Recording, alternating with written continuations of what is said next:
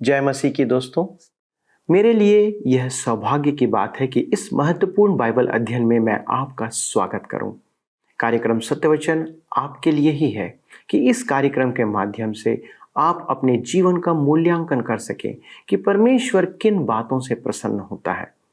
मनुष्य स्वभाव से परमेश्वर के विरुद्ध ही कार्य करता है, क्योंकि हम और आप आत्मिक रूप से मृतक अवस्था में पाए जाते हैं। हम परमेश्वर द्वारा अपेक्षित जीवन नहीं जीते हैं। हम सब के सब परमेश्वर के स्तर से दूर या नीचे चले गए हैं और उससे अलग हो गए हैं। इसलिए हम जो चाहते हैं वह करते रहते हैं। हमारे पास परमेश्वर से मिलने या उससे मेल करने की कोई क्षमता नहीं है। यही संसार की और हमारी स्थिति है, और इस अवस्था में परमेश्वर केवल हमारा न्याय ही कर सकता है। और न्याय यह है कि हम दोषी हैं और दंड के योग्य ठहरते हैं। ये एक विचलित करने वाली बात है दोस्तों, पर मानव जीवन का सत्य या हकीकत यही है। लेकिन परमेश्वर ने इस दंड से बचाने का उपाय भी सभी मनुष्यों के लिए किया है।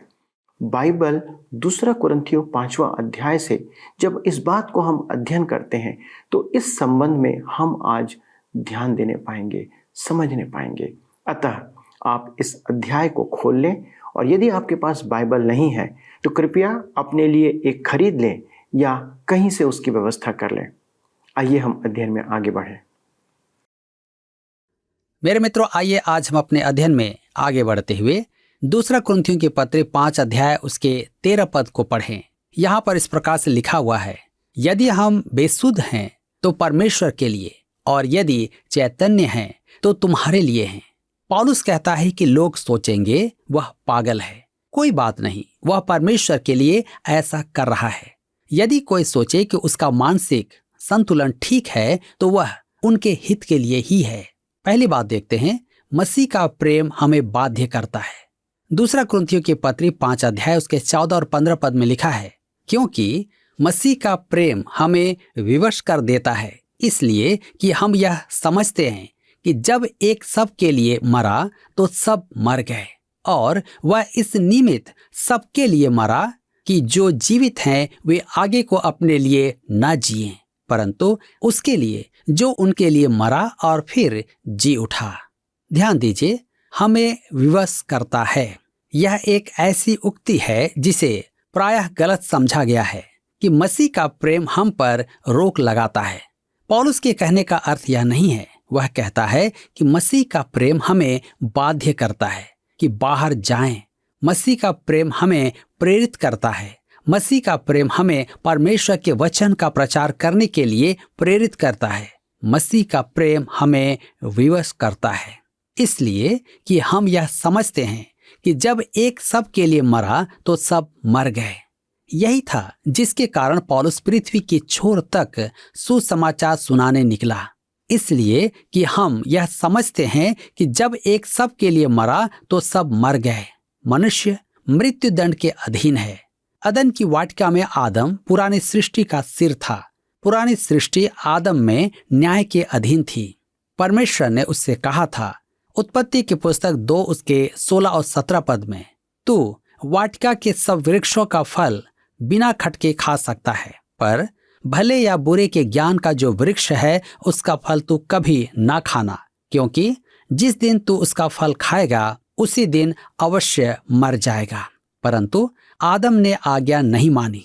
आदम ने जानबूझकर परमेश्वर की आज्ञा तोड़ी। वह मृत्यु दंड का भागी हो गया और संपूर्ण मानव जाति को ले डूबा, क्योंकि वह उनका प्रतिनिधि था। आपका और मेरा जन्म मरणहार परिवार में हुआ है। संपूर्ण मानव जाति अब मृत्यु दंड की भागी है। किसी ने कहा, जिस पल आपको जीवन दिया जाता है उसी पल वह जान लेना आरंभ कर देता है। भजन संहिता 23 के 4 में दाऊद ने कहा, चाहे मैं घोर अंधकार से भरी हुई तराई से होकर चलूं। तो उसके कहने का अर्थ था कि संपूर्ण जीवन ही अंधकार से भरी हुई तराई से होकर चलना है, जो अधिकाधिक अंधेरी और सक्रिय होती जाती है, जब तक कि हम अंत में मृत्यु के द्वार से न निकल जाएं। डॉक्टर आयरनसाइड इसका बड़ा ही असामान्य उदाहरण देते थे। मैं इसे अपने शब्दों में व्यक्त करता हूँ। हम कल्पना करें कि हमारे नगर के सबसे सुंदर बगीचे में परमेश्वर ने आदम को रखा। वहां आदम के लिए सब कुछ था, परंतु परमेश्वर ने उसे एक काम के लिए मना किया था। आदम पाप रहित था, अब उसके पास चुनाव करने का अवसर था। परमेश्वर ने उसे एक ही बात के लिए मना किया था और आदम ने वही किया। हम इसे आदम का पतन कहते हैं। वह पहाड़ पर से लुढ़कता हुआ आया और घाटी में गिर गया जहां आज हम हैं। अब उस घाटी में उसने संतानोत्पत्ति की। वे अब वहां नहीं हैं जहां आदम पाप से पूर्व था। वे उस घाटी में है जहां आदम गिर गया था। मेरे मित्रों, प्रभु यीशु मसीह स्वर्ग से संसार में आया। वह पूर्णतः निष्पाप था। वह पवित्र था, दोष रहित था, शुद्ध था और पापियों से पृथक था। वह पापियों को बचाने के लिए जगत में आया था। वह स्वर्ग से तो आया था, परंतु पर्वत के ऊपर नहीं गया, क्योंकि पवित्रता के उस स्तर पर कोई मनुष्य नहीं था। सब के सब घाटी में थे, सब पाप और अपराध में मरे हुए थे। तो उसने क्या किया? वह घाटी में आया, मृत्यु के स्थान में आया। सब के सब वहीं थे और वह सबके लिए मरा, क्योंकि मनुष्य मरा हुआ था। वह मृत्यु में गया और अब वह विश्वासियों को अपने साथ जीवन के पुनरुत्थान में ले आता है। क्या वह उन्हें उस ऊंचे स्थान पर ले जाता है जहां आदम पाप से पूर्व था? नहीं, वह उन्हें स्वर्ग में ले जाता है। हम जो मसीह में विश्वास करते हैं स्वर्गिक स्थान में हैं। इफिसियों की पत्री 2 अध्याय के 6 पद में पौलुस कहता है, मसीह यीशु में उसके साथ उठाया और स्वर्गिक स्थानों में उसके साथ बैठाया। आगे कहता है, जब एक सब के लिए मरा तो सब मर गए।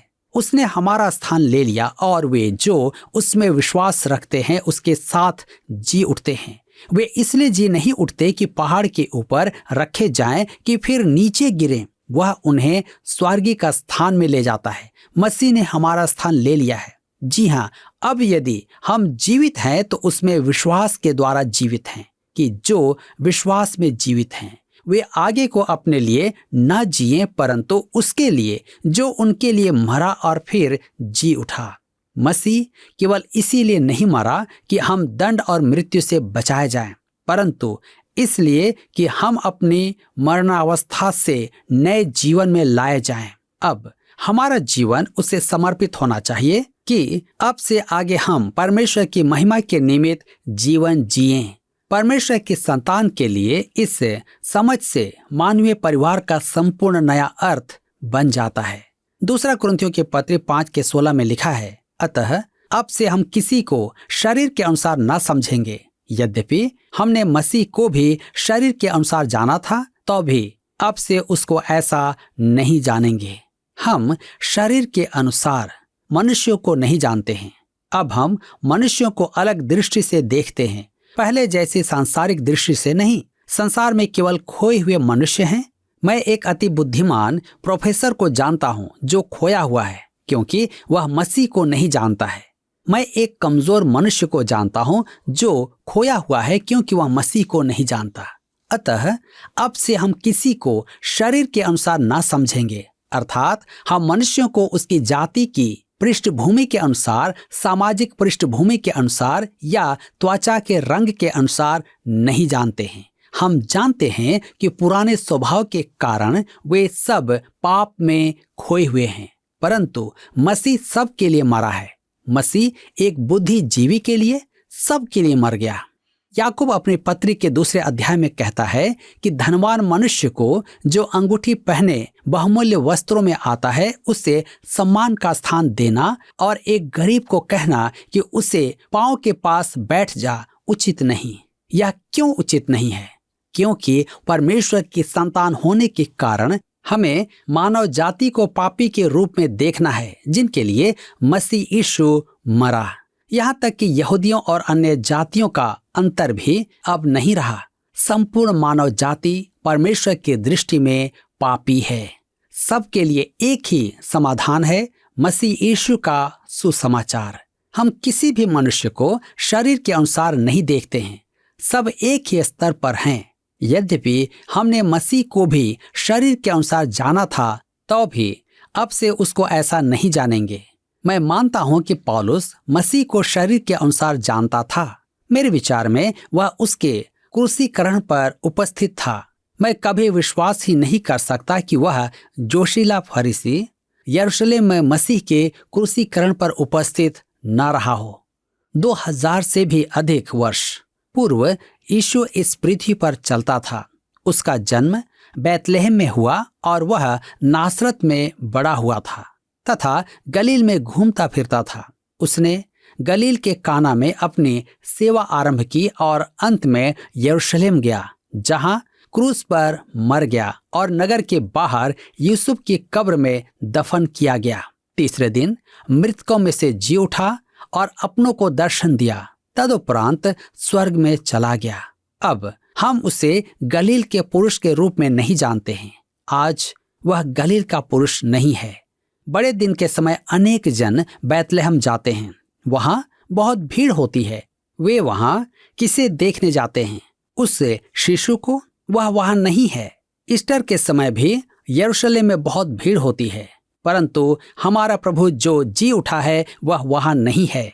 अतः आज हम उसे शरीर के रूप में नहीं जानते हैं। इस पल वह परमेश्वर की दाहिने हाथ है।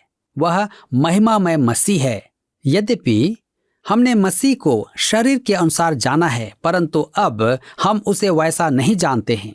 हम 2000 से भी अधिक वर्ष पूर्व इस पृथ्वी पर विचरण करने वाले मसीह यीशु की पहचान में नहीं हैं। हम महिमामय मसीह की पहचान में हैं। इसी कारण पौलुस कहता है कि हम उसके साथ मर गए और फिर जी उठे और अब मसीह के साथ स्वर्गीय स्थानों में हैं। मेरे मित्रों, पौलुस कहता है कि हम मसीह को शरीर के अनुसार नहीं जानते हैं।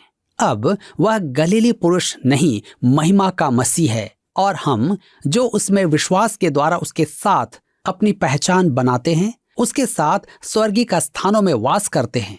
हम उसके साथ मर गए और उसके साथ जी उठे हैं। दूसरा कुरिन्थियों 5:17 में लिखा है, इसलिए यदि कोई मसीह में है तो वह नई सृष्टि है, पुरानी बातें बीत गई हैं, देखो सब बातें नई हो गई हैं।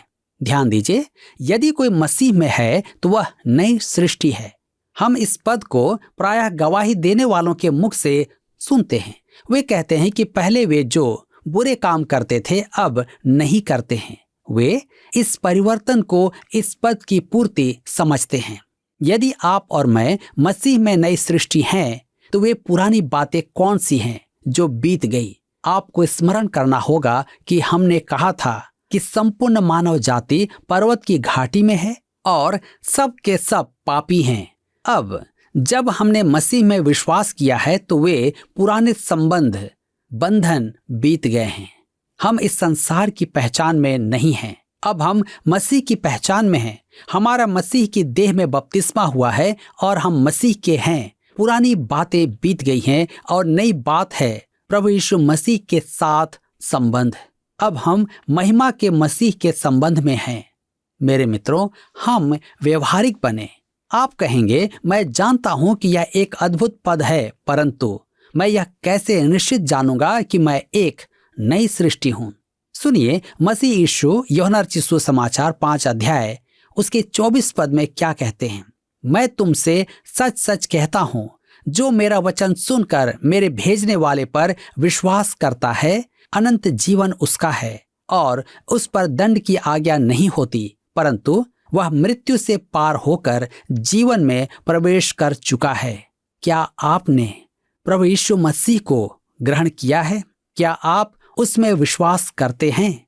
यदि आप उसमें विश्वास करते हैं तो वह आपको विश्वास दिलाता है कि अनंत जीवन आपका है और आप पर दंड की आज्ञा नहीं। आप मृत्यु से पार होकर जीवन में प्रवेश कर चुके हैं। इस प्रकार आप एक नई सृष्टि हैं। दंड और मृत्यु के अधीन नहीं रहे, आप जीवन में प्रवेश कर चुके हैं। अपना विश्वास अनुभव पर आधारित न रखें। आप नई सृष्टि इसलिए हैं कि यीशु ने ऐसा कहा है। आधार परमेश्वर का वचन है। अब आप उस पुरानी सृष्टि के नहीं हो जो आदम के साथ पाप में मर गई। नई सृष्टि मसीह में अवस्थित है और उसमें विश्वास करने के द्वारा आप भी उसमें अवस्थित हैं। आप और मैं संकट और परीक्षा के स्थान में हैं।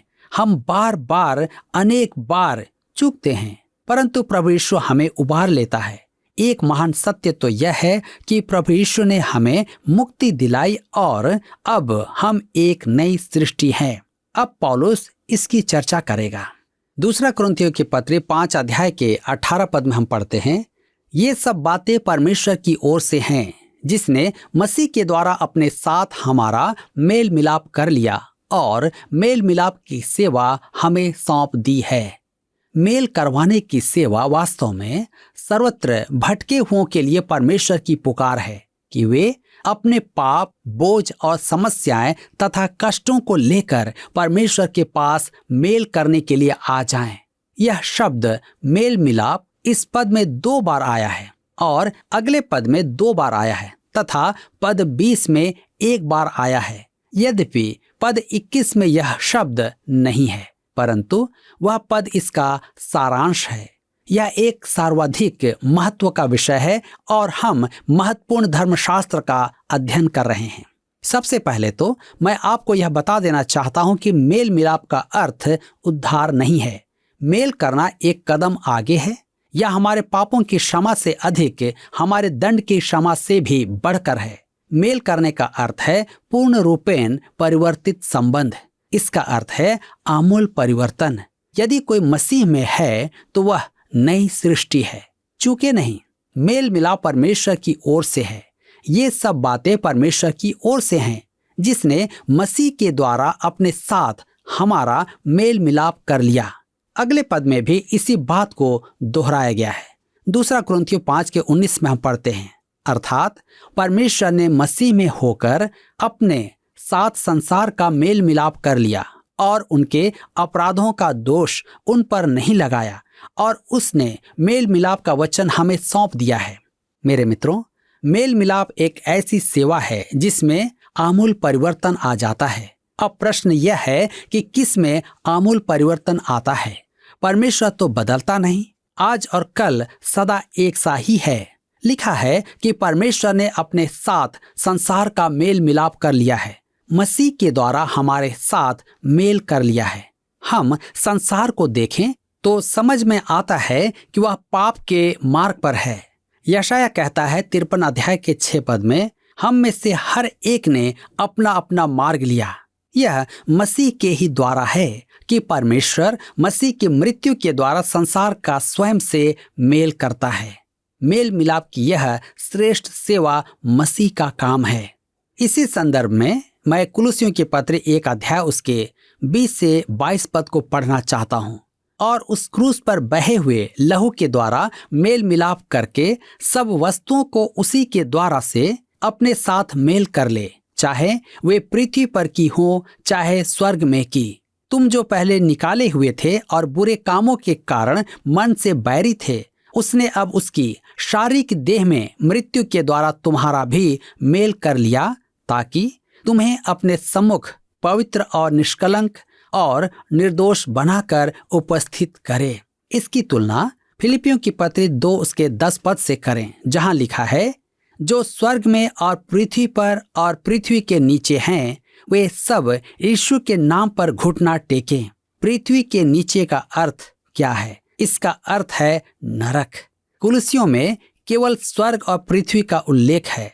नरक का मेल परमेश्वर से नहीं है। नरक के भागी केवल घुटने टेकेंगे, उनसे मेल नहीं किया जाएगा। केवल स्वर्ग और पृथ्वी के निवासी परमेश्वर को देखेंगे, मेल करेंगे। कुलुसियों की पत्री 1 उसके 21 और 22 में लिखा है, तुम जो पहले निकाले हुए थे और बुरे कामों के कारण मन से बैरी थे, उसने अब उसकी शारीरिक देह में मृत्यु के द्वारा तुम्हारा भी मेल कर लिया, ताकि तुम्हें अपने सम्मुख पवित्र और निष्कलंक और निर्दोष बनाकर उपस्थित करे। मसीह की मृत्यु के द्वारा ही संसार का परमेश्वर से मेल संभव हुआ। ध्यान रखें, परमेश्वर का मेल नहीं हुआ है, वह बदला नहीं है। संसार की दशा बदल गई है। क्यों? क्योंकि मसीह मर गया है। जब आदम ने अदन की वाटिका में रहते हुए पाप किया, तब पवित्र परमेश्वर उसे बचाने के लिए नीचे नहीं आ पाया था। परमेश्वर को आपके पाप के लिए कुछ करना था, उसे दंड तो देना ही था। उत्पत्ति की पुस्तक 2 के 17 पद के अनुसार उसे मरना था, उसी दिन अवश्य मर जाएगा। परमेश्वर यहेजकेल के माध्यम से कहता है, यहेजकेल की पुस्तक 18 के 20 में, जो प्राणी पाप करे वही मरेगा। अदन की वाटिका में वर्जित फल खाते ही आदम आत्मिक रूप से मर गया और 900 वर्ष बाद शारीरिक रूप से मरा। आत्मिक मृत्यु के कारण वह परमेश्वर से पृथक और दूर हो गया था। अब उसमें परमेश्वर के लिए स्थान नहीं था। संसार की यही दशा है और परमेश्वर के लिए दंड देना आवश्यक है। मेरे मित्रों, मसीह की मृत्यु के कारण अब संसार की दशा बदल गई है। आज परमेश्वर की बाहें इस पतित संसार के लिए फैली हुई है। वह कहता है, तुम मेरे पास आ सकते हो। संसार का सबसे बड़ा पापी उसके पास आ सकता है। आज आप चाहे जो भी हो उसके पास आ सकते हैं, क्योंकि मसीह यीशु संसार के लिए मरा है। पवित्र परमेश्वर अब हमें दंड नहीं देता है। वह अब उन सबको बचाने के लिए नीचे आ सकता है जो उसके पास आते हैं। मसीह यीशु ने सबका दंड उठा लिया कि संसार का उससे मेल हो। आपको परमेश्वर का पक्ष प्राप्त करने के लिए प्रयास करने की आवश्यकता नहीं है। परमेश्वर आपके सिर पर डंडा मारने की प्रतीक्षा में नहीं है। वह आपसे अप्रसन्न नहीं है। वह आपसे घृणा नहीं करता है। वह आपसे प्रेम करता है। मसीह मनुष्य के पापों का दोष लगाने नहीं, उसका दंड चुकाने आया था। जी हाँ, व्यभिचार में पकड़ी गई स्त्री इसका एक अच्छा उदाहरण है। प्रभु यीशु ने धर्म का स्वांग रचने वालों से कहा, यूहन्ना रचित सुसमाचार 8 अध्याय के 1 से 11 पद में, तुम में से जो निष्पाप हो वही पहले उसको पत्थर मारे। और वह भूमि पर कुछ लिखने लगा। यिर्मयाह 17 के 13 पद में परमेश्वर एक अति रोचक बात कहता है, जो तुझसे भटक जाते हैं उनके नाम भूमि ही पर लिखे जाएंगे, क्योंकि उन्होंने बहते जल के सोते यहोवा को त्याग दिया है। लिखा है कि उन्होंने यहोवा को त्याग दिया है। वृद्ध फरीसियों से लेकर युवा फरीसियों तक सब ने, वृद्ध फरीसियों में उन युवा फरीसियों से अधिक समझ थी जो अधिक समय वहां रुके। मेरे विचार में एक वृद्ध फरीसी का अवैध संबंध उस नगर में एक स्त्री के साथ था। वह सोचता था कि उसके इस भेद को कोई नहीं जानता है, परंतु प्रभु तो अंतर्यामी है, वह सब जानता है। प्रभु यीशु ने शायद उस स्त्री का नाम भूमि पर लिखा और उस वृद्ध फरीसी ने उसे पढ़ा और कहा, ओह, मुझे याद आया, मुझे किसी से मिलना है, और वह वहां से भागा। शीघ्र ही वे सब वहां से निकल गए और केवल यीशु ही वहां रह गया था। एकमात्र मनुष्य जो उसे पत्थर मार सकता था, उसने उसे नहीं मारा। उसने पूछा, यूहन्ना 8 उसके 10 और 11 पद में, हे नारी, वे कहाँ गए? क्या किसी ने तुझ पर दंड की आज्ञा न दी? उसने कहा, हे प्रभु, किसी ने नहीं। यीशु ने कहा, मैं भी तुझ पर दंड की आज्ञा नहीं देता, जा फिर पाप न करना। परमेश्वर मसीह में संसार का अपने से मेल कर रहा था। उनके पाप उन पर आरोपित नहीं कर रहा था। यीशु ने उस स्त्री के पापों को अनदेखा नहीं किया। वह तो उन्हीं पापों के लिए क्रूस पर मरने जा रहा था। उसका वह दोष प्रभु यीशु पर आना था। अतः उस स्त्री के विश्वास के कारण उसने उसे निर्दोष बनाकर विदा किया। मेरे मित्रों, क्या आज आप अपने पापों से क्षमा पाना चाहते हैं? आज ही मौका है कि आप यीशु के पास आ जाएं। पिछले प्रश्न का उत्तर है C8। हमारे अध्ययन में परमेश्वर के वचन के आधार पर 8 प्रकार के न्याय का उल्लेख किया गया है। आज का प्रश्न है, एक विश्वासी जो प्रभु में नई सृष्टि है, उसका आधार खाली स्थान है। A, परमेश्वर का वचन, B, परमेश्वर का क्रोध, C, परमेश्वर की इच्छा, D, परमेश्वर की सहभागिता। मित्रों, इस प्रश्न का उत्तर हमें कल सुबह 6 बजे से पहले विकल्प A, B, C या D के साथ अपना नाम, पता, स्थान के साथ 9651433397 पर SMS या WhatsApp करें।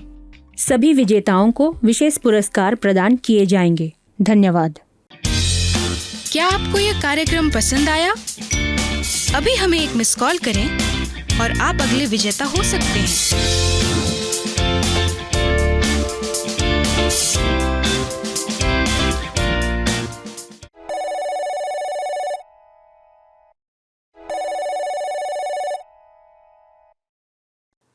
मेरे प्रिय भाइयों एवं बहनों, एक समय हम परमेश्वर की दृष्टि में कुछ भी नहीं थे। हम उसके स्तर से बहुत नीचे थे। हम उसे संबंध नहीं बना सकते थे। हमारी कोई योग्यता नहीं थी कि हम परमेश्वर से मेल कर सके। दोस्तों, हम अपने शरीर की अभिलाषाओं के अनुसार चलते रहते थे। इसके अनुसार या इसके कारण हम दंड के भागी थे। लेकिन ये कितनी सुंदर और अद्भुत बात है कि हम उस अवस्था से परिवर्तित हो सकते हैं और हम दंड से बच सकते हैं। हम पहले तो अपने हित की ही सोचा करते थे, लेकिन यदि हम मसीह में हैं तो अब हम मेल मिलाप की सेवा के योग्य बना दिए गए हैं। दोस्तों, क्या आप इस जीवन में प्रवेश नहीं करना चाहते हैं? आज का अध्ययन हमें अपने पापी जीवन को यीशु के सामने समर्पण करने के लिए प्रोत्साहित करता है, ताकि हम उसमें होकर एक नई सृष्टि बन जाएं।